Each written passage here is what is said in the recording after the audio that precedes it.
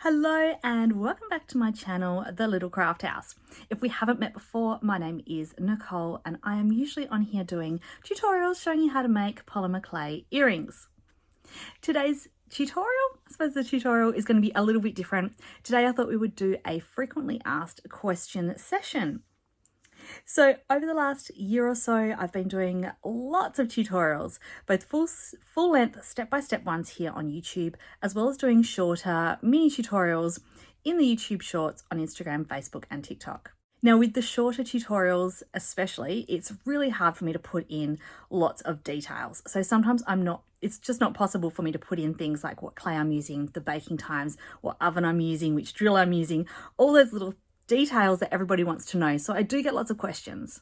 I thought I would do the frequently asked question session today so I can answer all these questions and I can go into some more little details and I can show you some examples, and I'm going to give you a much better answer than if I was just to type out the answer to you. So today I am going to be covering topics such as the oven that I use, the drill that I use, essential tools that you need to get started with polymer clay, as well as I'm going to talk a little bit about the best clays to use and ways to use up your scrap clay. They are some of the most popular questions that I get asked, so I'm going to be answering those today. We've got 10 questions all up. If you have any more questions, please pop them down in the comments box and I will do another frequently asked question session later on in the year. So let's get into it and get some of these questions answered.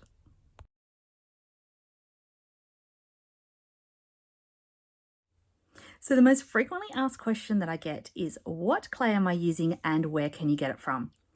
The answer is polymer clay, and we sell polymer clay in our store. We have both a shopfront and a website, and we ship throughout Australia. So if you're wanting to get any of the items that I talk about today, they are all available through our store.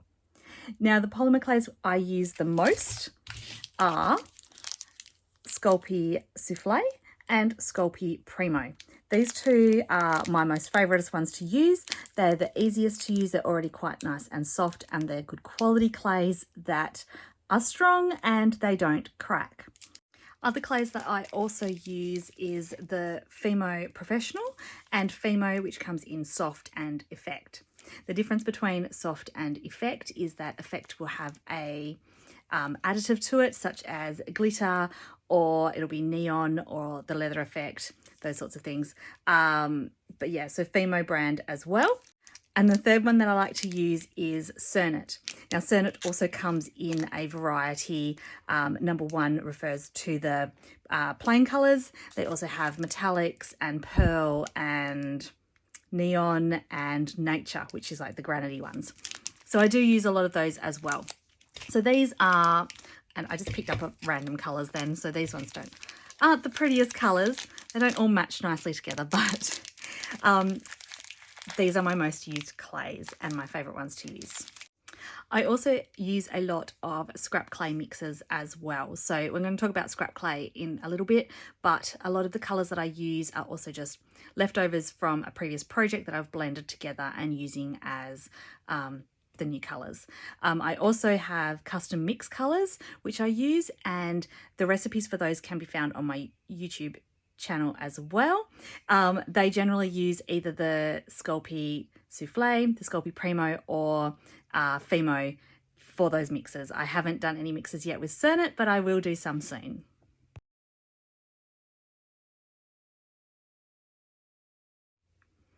Talking about the clays now brings me to my next topic, which is which oven do I use? I thought we would cover both oven and baking times together in this next section.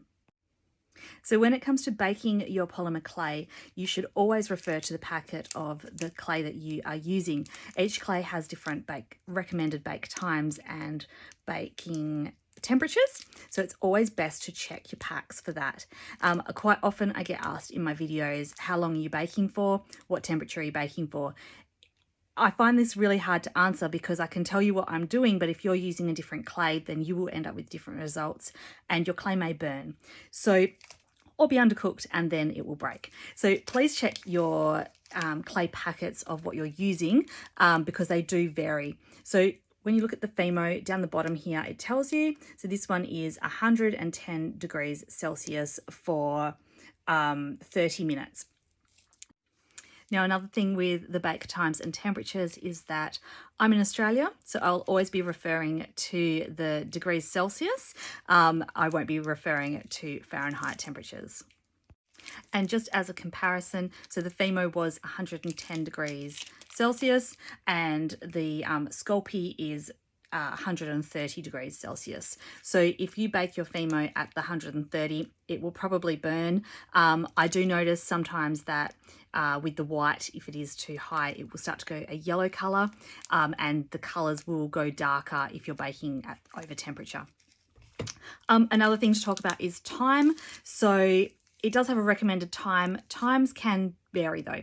So never go over your temperature. However, you can bake for longer. So a lot of the time I will bake my clays for about an hour. I just like to do an hour to make sure that it is baked through properly. I've never had any issues with burning or any sort of over baking issues at all with that timing. But again, please check the packets and trial and error yourself, because it could also depend on my oven as well. But I get good results doing it for the hour. Let's talk about the oven now, because this is also a main question that I get asked quite frequently. So this here is my little benchtop oven that I use. So it has a little baking wire in there. I just leave that in, and then I use the baking tray with a piece of baking paper on it. This is only a small little oven, so I can only do small bakes at a time, but that always works really well for me because I generally only do small batches anyway. I'll pop up a little screenshot in a minute of where I got it from. It is the Sunbeam brand, and I know you can get a more deluxe version of this. I think it's a bit more space. I think you can fit 2 trays in, and I know that the other version has 3 dials as well. This only has the 2. So I have my temperature set here, and then the only problem with this dial is that it goes to 30 minutes. So because I bake for an hour, I will do that 30-minute timer twice. Again, this works fine for me because I'm generally sitting next to it anyway. I like hearing the ticking noise to remind me that it is cooking, so I don't forget about it.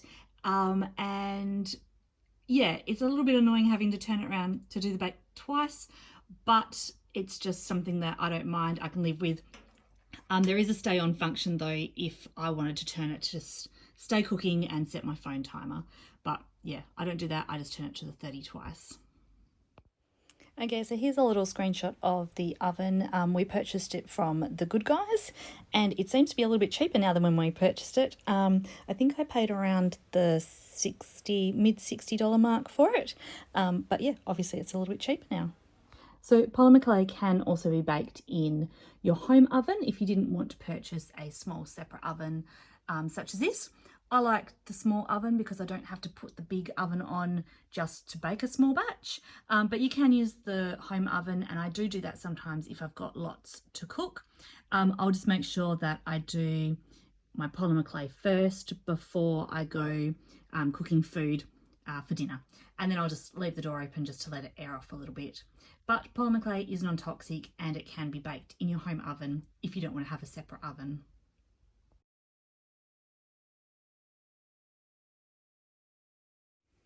Okay, next up I'm going to talk about the drill that I use. So when I do holes in my earrings, I do them after I've baked them. You can do them beforehand, but I prefer to do it after. I find that the holes are just a bit more neater, and I can also be a little bit more precise with them as well. So I use a drill. And so the drill I have, it's a corded one, and it is a Dremel 3000. So I bought this at the local hardware store. I bought this a couple of years ago. I'll again put another screen grab up of the one, I think they've got a similar one now, not quite the same as this. But yeah, that's what I bought. And for the drill bit, I did have to buy a separate drill bit. This one is a lot smaller than the one that comes, my hand's dirty. It's a lot smaller than the ones that it comes with. It comes with a little case with the drill attachments, but the smallest in there was not small enough for my earrings. It was too big. So I had to get a separate one with a separate, I think it's called a collet, that holds it in place as well. So yes, so that's what I use for drilling my holes. I also use this drill for sanding. So the sanding, I have this attachment here. It's a felt buffing tool, and that works really well for just going around the edges of the earrings, and it knocks off any rough bits, and we'll sand that down. If you use the actual sanding attachments, I find that that really rips into the polymer clay and can leave really big scratch marks, and it's not even, and I just find the buffing tool works much better. So this is the screenshot of the drill that I have, the Dremel 3000, and it was purchased from Bunnings. This version is slightly different to mine. I think this one comes with a holder, which mine didn't, but all the attachment and the drill pretty much looks the same, and I paid around that $100 mark as well.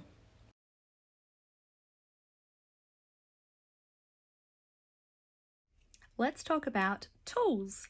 So to be honest, you can make polymer clay jewelry, earrings, necklaces, any of that sort of thing without any tools at all. All you need is the clay. But if you do want to make things easier for yourself and you want to invest in some tools, there are 3 tools that I would, or 4 I suppose, that I would highly recommend you have to get started with. So the first thing would be your work surface. So I choose to use a ceramic tile. Personally, I like a matte one. It gives a nice matte finish to the back of my clay pieces. However, a lot of people like to use the gloss ones, which also work really well. So these are nice and shiny and smooth. And using a ceramic tile will mean that your clay can bond to that whilst you're working on it, saves it from lifting up, and it's just less tricky to use if you've got something nice and smooth to work on. Then with the tools, an acrylic roller I highly recommend. Acrylic rollers are nice and smooth. They are easy to clean. It doesn't leave any indents or patterns on your polymer clay, and yeah, makes it much easier to get a nice, even, flat surface. I'd also recommend 2 different types of knives. So the first one is a flexi blade. So these ones are a bendy blade. Mine's a little bit dirty because it is very well used. This one was a Sculpey branded one. Sculpey's changed their blades since I've had this, because I've had this one for quite some time. So the handles are now slightly different, but they still do have the flexi blade. Now, when you're working on a tile, you're able to scrape up your polymer clay so that it doesn't, so you're not picking it from the edge to pull it up off of the tile. Flexi blade works really well for that. You'll see me do that a lot in the videos where I'm releasing it from the tile. So yeah, just scraping it under on an angle. That does take a little bit of practice though. So if you don't get it first time, don't worry, just keep practicing and you'll be able to lift them up in no time.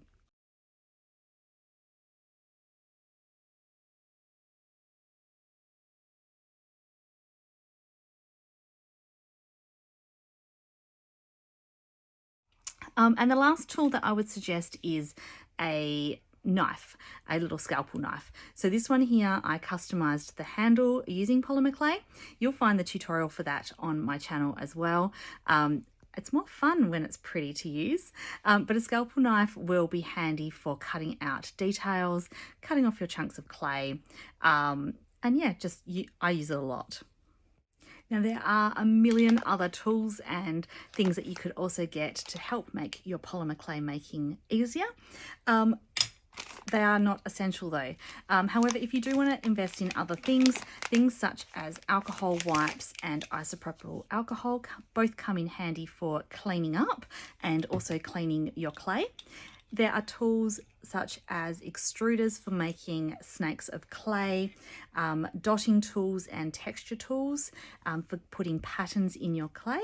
You can also invest in things such as molds or texture sheets, stencils, texture plates, embossing folders, these ones are, and silk screens. So there are so many different things you can use to enhance your polymer clay making.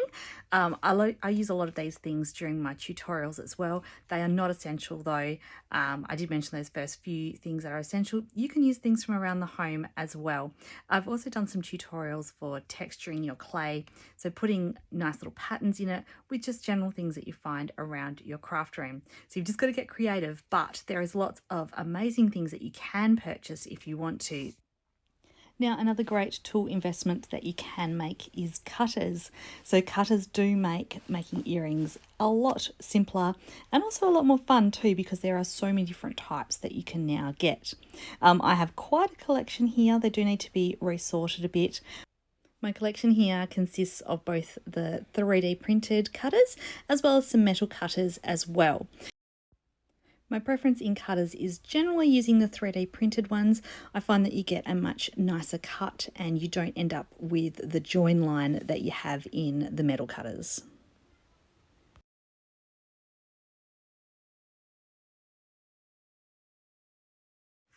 So as a general rule, I like to make my earrings about 3mm in thickness.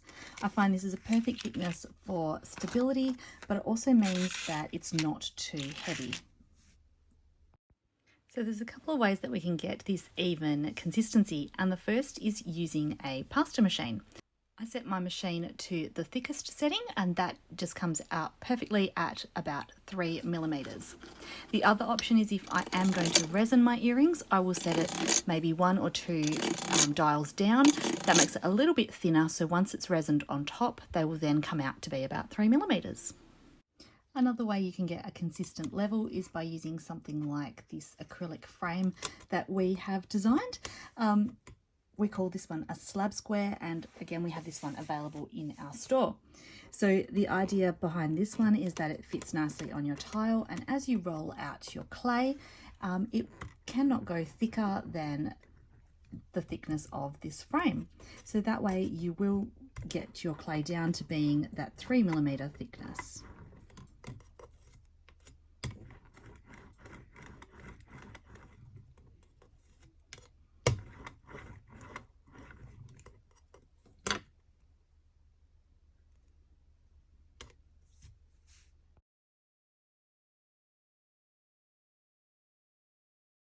Okay, so next up is not really a question that I get all the time, but it is a complaint that I get all the time.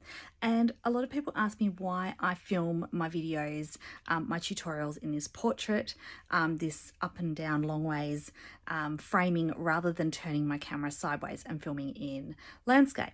Well, the main reason is I recycle and I reuse a lot of my content. So I do content for not only YouTube, but also Instagram, Facebook, and TikTok.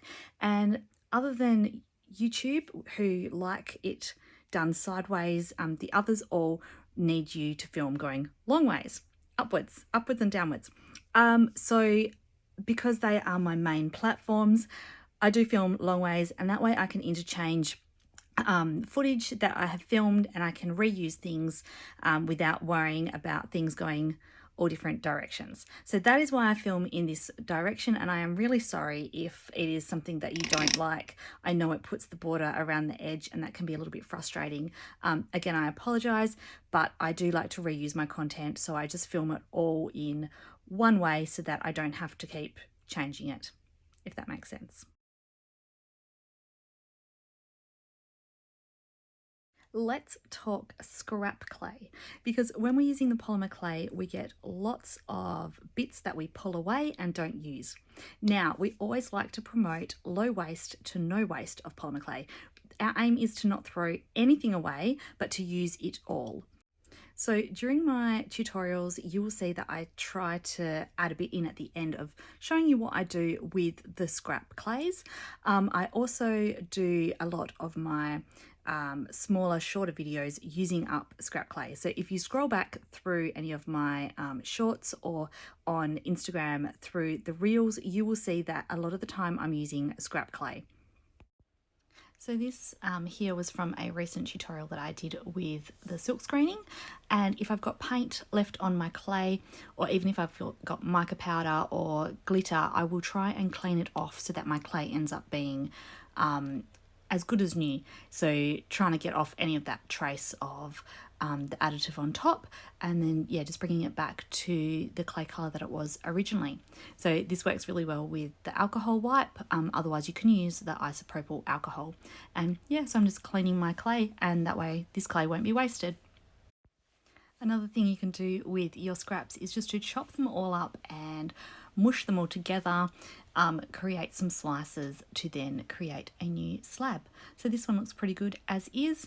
I've done this before and also added a silk screen over the top, which also looks really good. So that's a great way to use up all of those little pieces.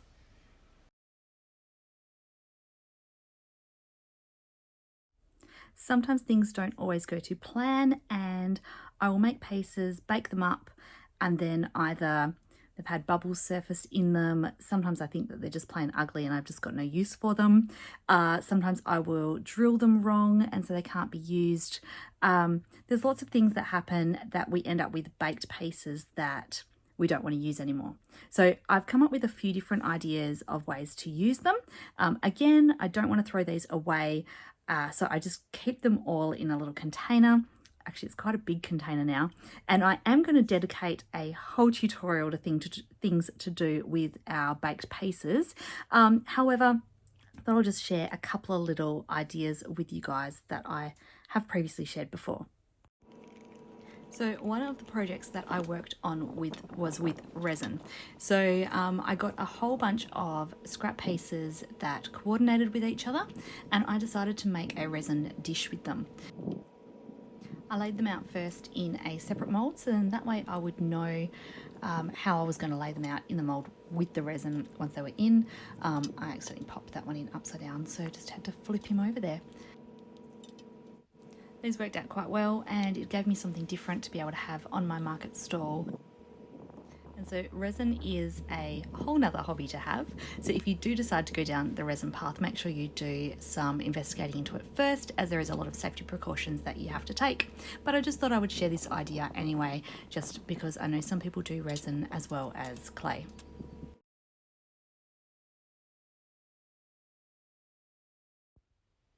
And this is another little idea that I shared over on Instagram as well. There's my big bucket of scraps. My daughter helped me do this one. This was actually her idea. We made a mirror using the pieces and we kind of tiled them around a bit like a mosaic around the mirror. And she has that in her bedroom, which she absolutely loves. It's a unique, one-of-a-kind piece. And yeah, it was actually quite fun to make.